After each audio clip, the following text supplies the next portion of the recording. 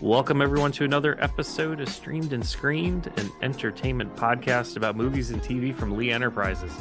I'm Terry Lipshetz, a senior producer at Lee and co-host of the program with Bruce Miller, editor of the Sioux City Journal and longtime entertainment reporter. Bruce, it's still like 90 degrees outside all over this country, but we're getting ready for the fall season. Time to rake up the leaves. The pumpkin spice time. Oh, yeah, I hate pumpkin spice. Oh, don't you? I hate it. Yeah, I'm with that. We're throwing that out there, but that's what they sell this time of year. It is. This was the time of year that 12-year-old Bruce would be making a list of all the new TV shows, making sure he got the TV guide that had all of the features about all of them, planning and trying to make sure that the fall TV schedule was going to be perfect for the next year. Well, now old Bruce says, is there even a fall TV season anymore? Because we've got 2 strikes going on, and most of the broadcast networks are not introducing any new series because they want to save them in case they need them for content for next year. So it's kind of a mixed bag, I got to tell you. But I do have some conclusions that I've drawn from looking at all of their, like, maybe 40 shows that they've got on the books. Jon Hamm is the king of fall TV. He is. Jon Hamm is in the new season of The Morning Show on Apple TV. And he is the lead character in the new version of Fargo. Oh, Fargo's back. You're going to get a double ham. Oh, a ham sandwich, if you will. Sandwich. But yeah, he's pretty big. And then another thing I noticed was there are a lot of series coming from other countries. The Swarm. Are you familiar with The Swarm? No, I don't think so. That B film that I think, was it Michael Caine was in, or Fonda, or one of those ones way back in the old days? No, it's about water. Okay. And swarm of something under the water that is going to rebel against the humans that are not keeping the water clean. It's based on a bestseller from Germany, and it was a huge international production. They spent more money than Germany has ever spent on a series, and it's a cast of people from just about every country you can find. So part of it's set in Vancouver, part of it's set in Germany, part of it's in Peru. It's all over, and it's going to be on the CW. So that's coming up this next week. It's one of the first ones that'll premiere.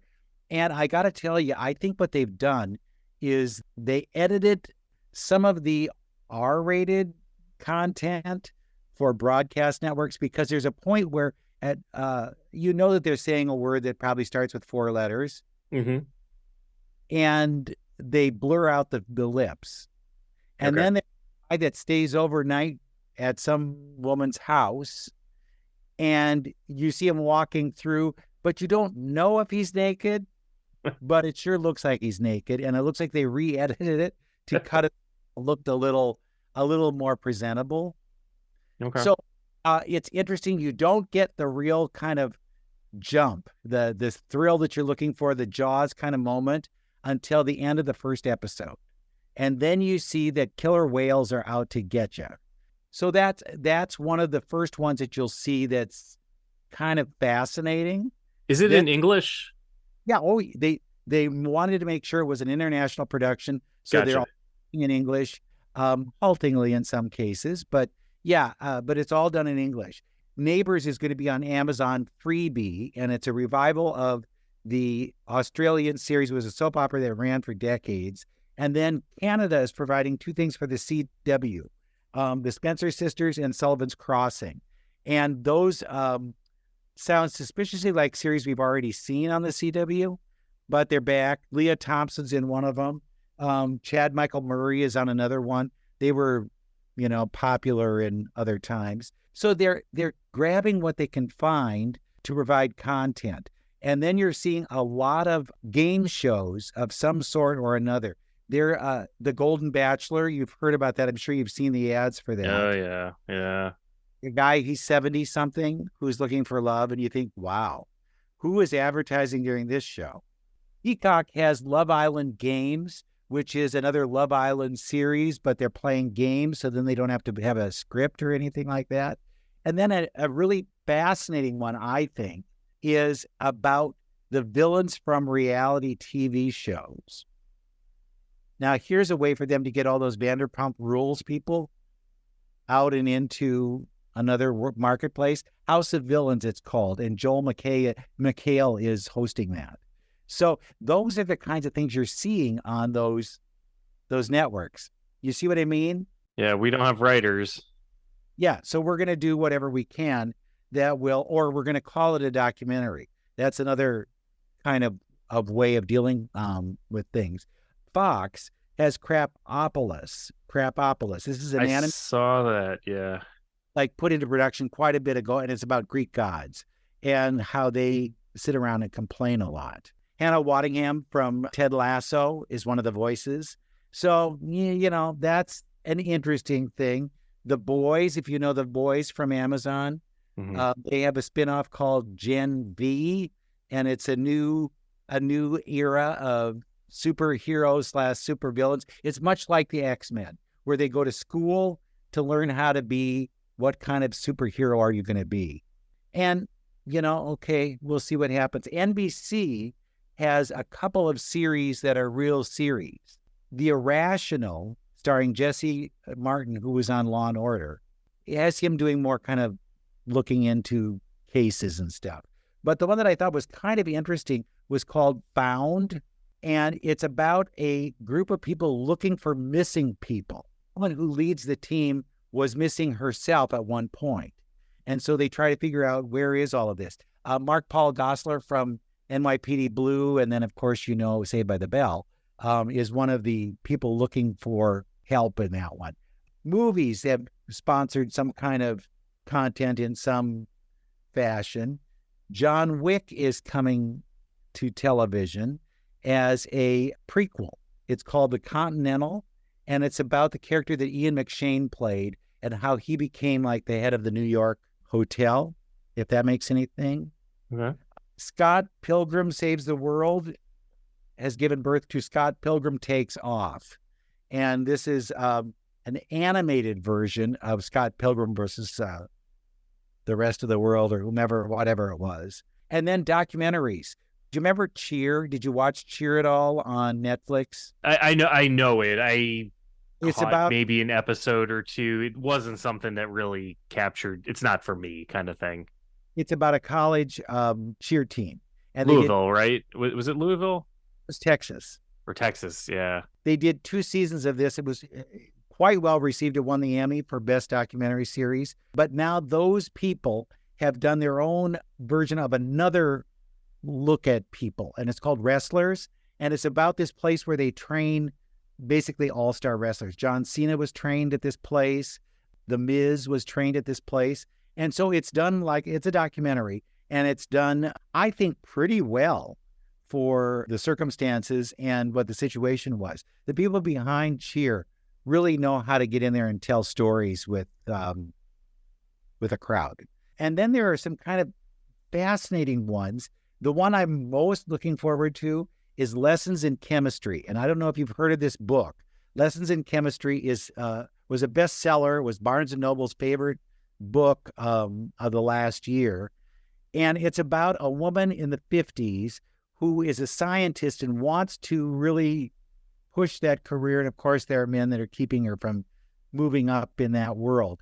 So she creates a TV show, a cooking show that uses science to help her through everything and then talk to the audience about this. And then you see her story play out. The book is wonderful. If you ever get a chance to read the book, please do, because it's fascinating. Brie Larson stars in that, and Bill Pullman's son is in it as well. So there are some good things in that you might want to take note of. Another one to look for is Fellow Travelers with Matt Bomer, and it's set during the time of Roy Cohn and all of that kind of, and Joe McCarthy, when they were out to get a lot of people. Well, these are two gentlemen in the government service who are trying to hold a relationship, if you will, a gay relationship, during a time when they've been targeted by their own government. And so it's kind of fascinating how they will bring in real history and then commented on it from another perspective. Okay. Josh Duhamel did a movie called Buddy Games, and it was about how these friends kind of did goofy games out in the open during a weekend. Well, guess what? Now you too can be part of the Buddy Games. And so they're creating teams of people to compete with one another to be the best buddy game players. What would a buddy game entail? Well, it'd be like stupid things. It's very much not unlike Survivor. Okay. But it might be like, I don't know, pushing a beer keg somewhere around the outside. You know, I mean, just dumb frat. Sure. That's what it is. It's when you get a bunch of guys together and there might be alcohol involved. And it definitely is. And they're daring each other. They're just daring each other to do whatever. If you were you a fan of Walking Dead? No, it's one of those that just, I wanted to watch it and I just never got into it. Well, guess what? Now you can start it again because we're going to be doing the a kind of a spin-off series, if you will, called The Walking Dead Daryl Dixon. And this is Norman Reedus' character. And so then they focus on him and finds how he works his way back home. So that's interesting. Hulu has The Other Black Girl. It's about the only Black employee at an editorial company. And then another Black woman comes in to the company and how they both discover that there are some maybe not so above board things happening at their company. Wilderness. This is from Amazon Prime. Okay. A couple story about a husband and wife who go on a road trip. Now, does this sound now where it's just like you, right? Going on vacation. Yep. And he discovers that he has been fooling around. Now we've lost you, right? And maybe she's thinking he might want to get rid of her on this trip. And by get rid of her, not just leave her at a rest area. No, it's like where suddenly she falls off a cliff. Oh, boy. Accident. Oh, no, what happened here? So that could be fascinating, but I don't know how it would last more than a year.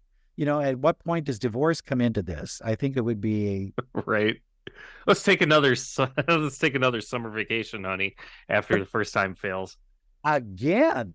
And this time we're going to be locking all the doors in the car and turning on the car in the garage. This could be fun. Supermodels. It's a documentary about the 4 big supermodels. Do you know who the 4 are? Like of all time? Like Christy Brinkley? And Christy Brinkley is not one of them. Kathy Ireland? Nope. Oh boy. Elle Macpherson? Nope. Come on. There's one that you, of course, would say. Kate Upton? No. I don't know. Gary, Cindy Crawford. Oh, no. We're going back in time. Well, yeah, because this is like all time, right? I mean, you know, I'm not bringing out Carol Merrill from Let's Make a Deal, but there you go. Cindy Crawford, Christy Turlington, Linda Evangelista, and Naomi Campbell. And it's a documentary about how they became these supermodels. They weren't just, you know, models. They were the real thing. Can you sleep at night? Can I? No, I'm an insomniac. Then you will love Still Up. It's can't sleep at night, and they meet and bond over the phone. They talk about what's keeping them up at night. So, who knows? Love and Fairhope. This is a Hulu series that's a reality show, or as they like to call it, a docuseries that shows you what life is like in Fairhope and how kind of deeper than you think. There's more going on in that town than you think. You know, last night I watched Roger and Me. Do you remember Roger and Me? Yeah, I'm trying to think if I know it, but Michael Moore did a documentary about Flint, Michigan, and how the town yep falling apart at the seams. Right. He needs to go back and find out what happened and if they got the water cleaned up in Flint. But it's very fascinating how he kind of kicked off a lot of this by just showing people doing whatever or talking to people about things that, you never really realized. If you didn't put one and one together, you wouldn't get the answer that you're looking for. Now, you can see, if you look back at Roger and Me, how he has goosed the story a bit and how, like, trying to get the reaction he got. But that's what we're seeing with these reality shows. That's why something like Vanderpump Rules has this kind of, well, let's just throw a little gasoline on this fire and see what happens. And that's what they do with these reality shows, is try to get a reaction out of somebody that maybe, we wouldn't see it before or after. Okay, The Fall of the House of Usher. Do you remember that Edgar Allan Poe story? I think I remember seeing it as a movie in the 60s with, like, Vincent Price. Okay. Fall of the House of Usher. Well, they've taken, because of course, when you have this copy, it's free, right? Sure. You have anything that's already out of its copyright. Of course. And set it in the pharmaceutical industry and shows how they're going to bring it down. Fall of the House of Usher. That's going to, and that'll start in October. Frasier is coming back. Yeah, I saw that. I've got a question about that, but go ahead and set it up. Well, Frasier moves. Frasier is not going to be on the West Coast. He's going back to Boston. And there he has, he doesn't have, Niles isn't with him anymore, but he does get Lilith in there. And he does have Roz visiting him. And then he also has a son in there. If you may remember, they had a son. Right. And he becomes a player in the whole story too. And there are some touchstones when you look at it. You'll say, oh, yeah, I remember that from Frasier. But it's Kelsey Grammer. Kelsey just decided to reboot the thing. That's on Paramount Plus. So I saw a trailer for it about a week or so ago. And in one of the scenes, it shows Frasier kind of like hanging out at a bar. And it wasn't Cheers. So here's just kind of the odd thing. Like, obviously, Frasier, it's a spinoff of Cheers. And obviously, during Frasier, there were a few moments where some of the main characters made reappearances on Frasier because they went out to visit, or Frasier went back to Boston. I can't remember all the episodes. But I kind of found it odd that he wasn't hanging out at Cheers in the clip that I saw. Like, what happened to Cheers? It's like, number one, did he go out of business and that's why he's going to another bar? Or, what happened to those characters? Because it just seems odd to me. If I used to hang out at a bar every day for, how long was Cheers on? Like 8 years, 9 years, something like that? Yeah. So now he goes back to Boston and he doesn't go back to that bar anymore. So now I've got all these questions running through my head, is like, what happened to the Cheers bar? Maybe it was bought out by a corporation. That's right. Applebee's. You never know. It's an Applebee's now. Right? I have a fascinating one. I don't know. There weren't a lot of names with it that were from the original series. So I don't know how well it will do when you just have a character and then you reboot it. But if some of the other ones are signing on, they must think it's something. I feel like with that one, you have to somehow address Cheers, or else it's just going to be weird to be back in the same city. I believe they do. I think you're good. Yeah. Okay. I don't want to say too much. Yeah. But, the door is always open. Yeah. Like, I mean, we know, obviously Kirstie Alley died. So, that's obviously something that can't be part of it. But Ted Danson's alive, and obviously he could be a retired old man in the show. And if that's what it is, and he does a cameo, and he sold the bar, and now it's an Applebee's, then so we come back. Yep. But Lilith is coming back, so you will see her. Okay. And you will see Roz. Those are two who have signed on for multiple episodes. So there's something there. But will it work? I like the relationship between Niles and Frasier. I thought that was a real kind of cool thing where it's like yin and yangs, but we'll see. How about Living for the Dead? Living for the Dead is on Hulu, and it's a reality show where they go ghost hunting. Now, the ghost hunters are gay people, so it could be queer eye for the dead guy. Oh, man. Yeah.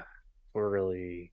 Kristen Stewart is the narrator of this, and her Twilight.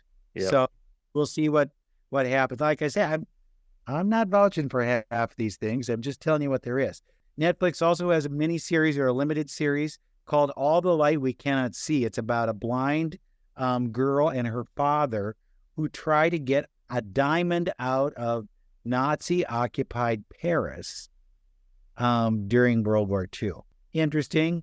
Yeah. Mark was in it, but there are people that you don't know who have the starring roles. The Buccaneers, this is like, if you weren't you a big old Bridgerton kind of fan? Yeah. That in the 1870s, it's based on Edith Wharton's unfinished novel. And you know that they're going to have Madonna singing. That's how they roll, right? Yep. A Murder at the End of the World. This is on FX.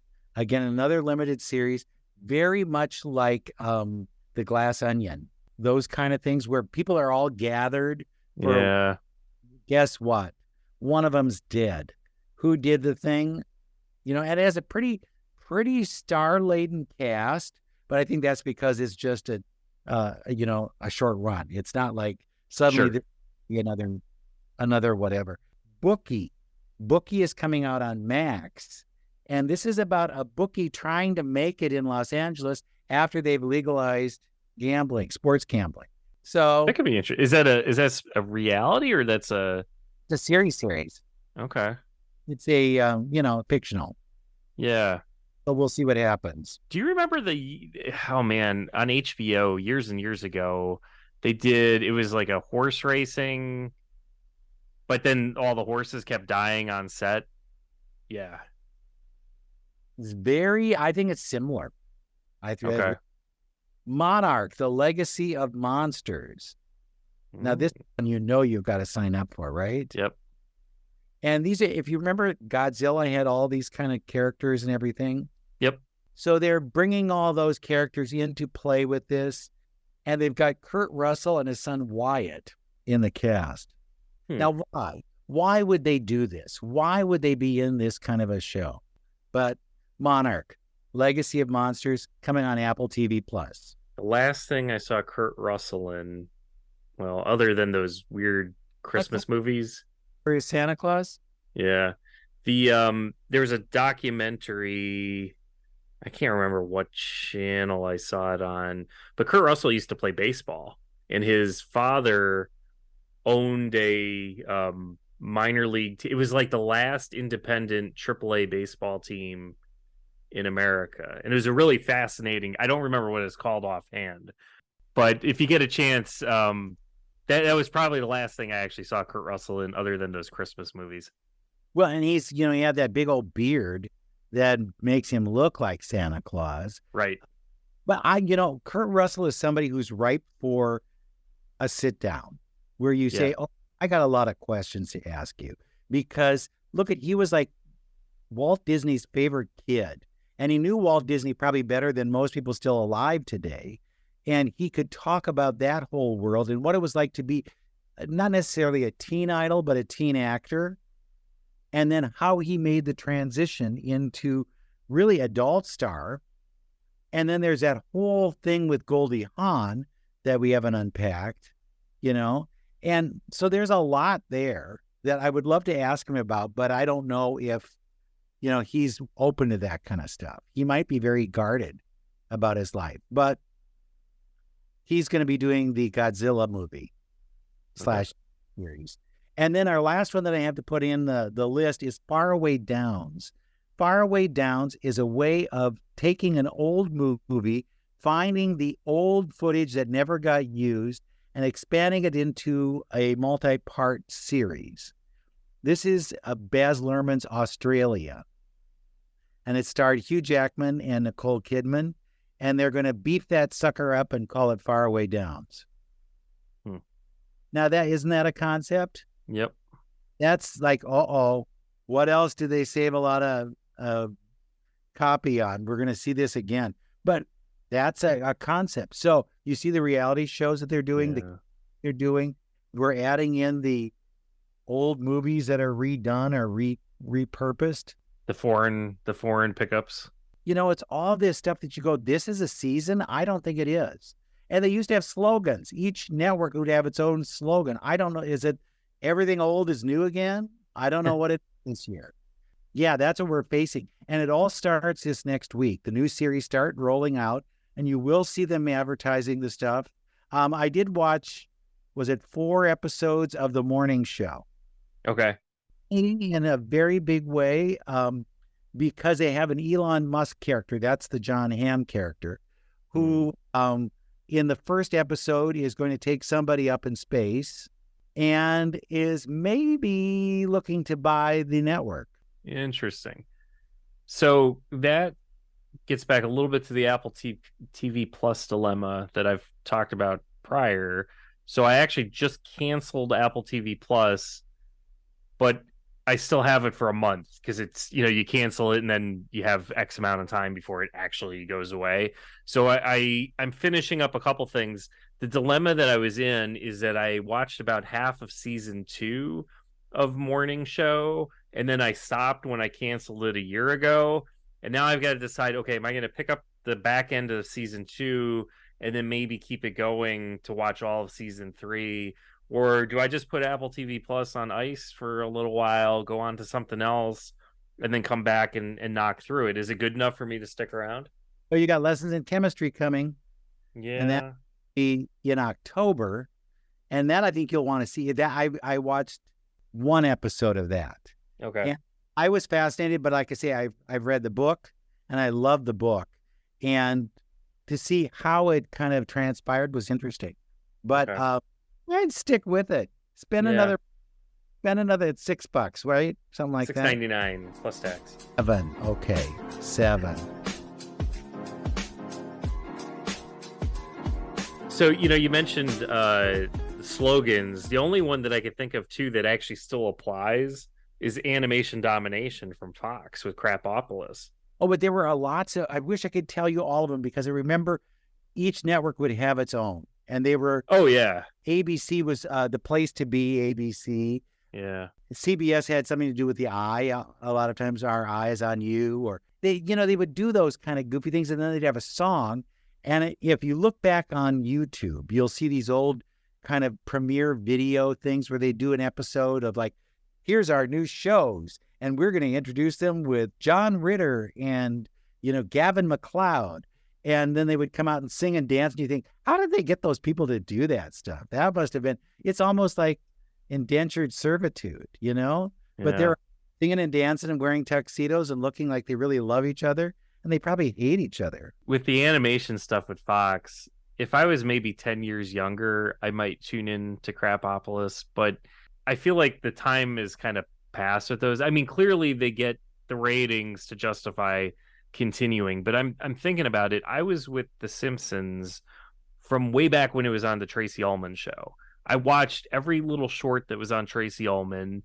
I watched every episode from season 1, and I watched every season from season 1 up until I want to say it was maybe the 2016-2017 season, and then I moved from Wisconsin to work down in Kentucky, and I stopped. I haven't watched an episode of The Simpsons since, and it's very similar to even like Family Guy. Like, I love Family Guy, but I don't know when the last time I watched a Family Guy episode. And with The Simpsons in particular, it just feels like it's the same stories over and over, and they just push it forward. Like, there's one episode every year where it's about how Homer met Marge. There's another episode, obviously, of your Treehouse of Horror. You have to have a Christmas episode.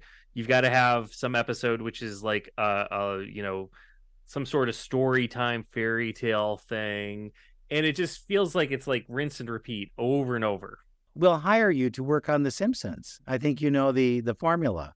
And the thing that lured me in were all the signs in the background where I would have to watch, and then you'd see that stuff. And now I don't care. Is that saying something about me? And I love The Simpsons. I do too. I don't know that I would. It's not appointment TV anymore. And maybe because it's so available. They've been on for what, like 30 35 years now. It's 30 some years. And I do remember when it first came out. And I remember how kind of gruff the characters looked in the beginning. They were really not as kind of smooth and Disney-like. And I don't know that they've done anything with that, because they're owned by Disney now, who they always bit the hand of. Mm-hmm. They were always saying bad things about Disney. And are they doing it now? I guess we'll have to watch and find out. But they're probably not affected by the strikes or anything, because they do everything a year in advance. So I think they're okay for now. But yeah, it'll be interesting to see at what point does it affect the following season with any of these animated shows, because so then, for when we come around to next fall, instead of it being a 22 episode season, is it a 15 episode season? Right. Would they ever do a live action version of The Simpsons, do you think? I don't know. That's interesting. They sort of had one, sort of. But I mean, where you would cast it. Yeah. Do because I think you could do it on stage really easily. That would be interesting. But I don't know if a movie version would work, because you need some of those flights of fancy that they have. Yeah. So at the top of the show, you mentioned 12-year-old Bruce getting excited for the fall season. What did 12-year-old Bruce get excited for? What were your shows that you watched at 12? Oh, I was a huge Batman fan. Oh, loved Batman with Adam West and Bird. And I really thought it was a drama. I'll be honest with you. I did not see it as a comedy or a campy thing. I thought, oh my God, this is just life or death. We've got to find out what happens with Batman and how he thwarts the Riddler. When is a door not a door? I don't know, Batman. When is a door not a door? When it's a jar. That kind of stuff. And I was like, oh, that's so well written. What is this? But those are the things I clung to. And I was really good at kind of ruling the TV at that age. I don't know if your kids do this, but my dad would say, well, now what time is, and then fill in the name of a show that I didn't want to watch. I think it's not on this week, Dad. It's not going to be on. We're going to have to watch this other show that I want. Like Gunsmoke was something I hated. I hated Gunsmoke. I thought that was a vile series, and it can't be interrupted every week. They're not interrupting Gunsmoke it's got to be on. I said, no Gunsmoke this week. It's not happening. Or Rat Patrol or Combat. Those are ones I hated. I love the comedies though. That was always my big thing. But yeah, and I would have all of the material, all the stuff you could think of. I have pictures of from the series of the stars. This is how crazy I am, okay? Because this will show you how far it goes back. I have an autographed picture from Ed Sullivan. Now, who has an autographed picture of Ed Sullivan? Nobody. Nobody would want this. But 12-year-old Bruce wanted a picture of Ed Sullivan, and damn it, he got it. So there you go. But yeah, and so it was a big thing. And I don't know if you would highlight the TV guide like I did, but I would have it all marked up, and then I had to get a special version that would not be touched. Do not ask me where these things are. They're somewhere. They got thrown, and that probably was when I went to college. My mother says, get rid of all this crap. We're not having it in there. But I tracked this stuff just really intensely to make sure that I knew every little thing that was going on TV. And those days you could keep a handle on what was going on. The bad thing about television back in the 60s, 70s, and 80s was that they often had more episodes than they had year. So if there were 30 episodes of a TV series, a number of them wouldn't get rerun. Right. And so then they were just lost to the stars. You did not see somebody put them out in a collection, and then you get to see them again. And that was always like, we've got to be home. We've got to be home because we're not going to get to see this again. It's one time only.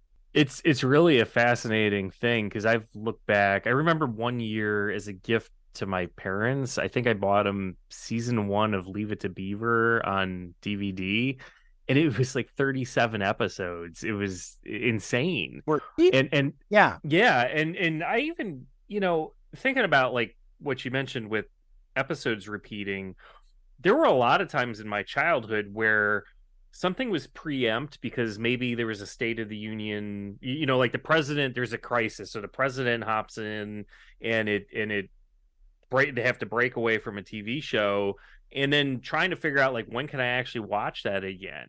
And it wasn't until 10 years ago even where you stopped having to worry about maybe setting a VCR to record something, because now it's easy. It doesn't, you just throw it on your program list, and it'll record every episode multiple times for you.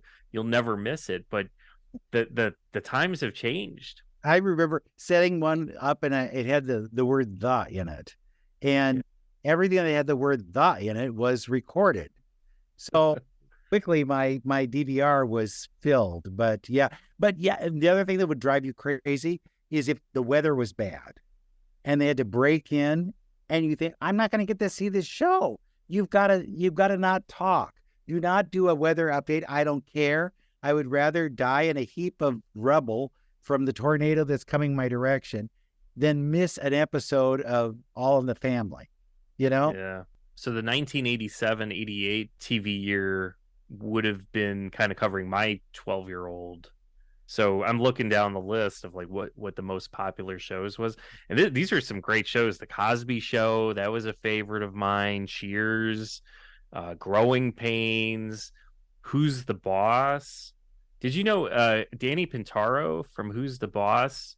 He's actually from my hometown of Centerville, New Jersey. Yeah. Wow. And he went to a different elementary school than I went to, so I never... And then he ended up, after he got into Who's the Boss, he got pulled out and did tutoring and things like that. So I never met him, but I know kids that when I got into the middle school, like, oh yeah, I had class with Danny Pintaro in first grade, that kind of things. And he's my age. So, we would have been classmates together. And also Alyssa Milano, because she's from Staten Island.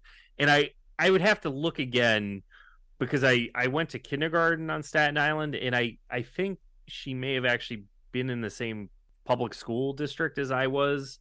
I'm not entirely sure on that. She's a couple years older than me. You weren't working as a child. You need to have been working as a child. I know. You could be just now. But yeah, some of these other shows too. Night Court, I was a huge fan of that. Alf, The Wonder Years. These are some really... Family Ties was nearing the end. I don't know if I was still watching Family Ties in 87, but that was a favorite of mine a few years before that. But yeah. They had far more comedies back then. Yes. Comedies repeated well, and comedies were good for syndication. So we saw a lot of them. Now you don't see a lot of them because, is there a repeat value there? I don't know. Yeah. And they probably are very costly in comparison to something else. You look at some of the comedies that we do have, and they seem very repetitive or redundant, or they're just reboots of shows that... Right. Frasier back again. Here we are. But, yeah. And I think, there was a time during one of the strikes where they just repeated old scripts, and they took old scripts and then just, changed the actors. And that did not work well. It did not. People saw through it and said, you know what? I think I saw this back with Martin Landau and Barbara Bain. So Mission Impossible is not the same. But they tried that. They were trying everything, and we'll see what happens with this strike and where it leads us. But the fall season, it's here. Fall season is here. I mean, it's a couple weeks until actual fall, but college football is back, the NFL is back, and TV in some form may not be peak TV like we're used to, but it is back indeed. Yeah, it'll be fun to see how it shapes out. Hey, we could be big game show fans. Buddy games, we're there. Absolutely. All right. Well, on that note, we will move on from this episode, but we will be back again next week on Streamed and Screened.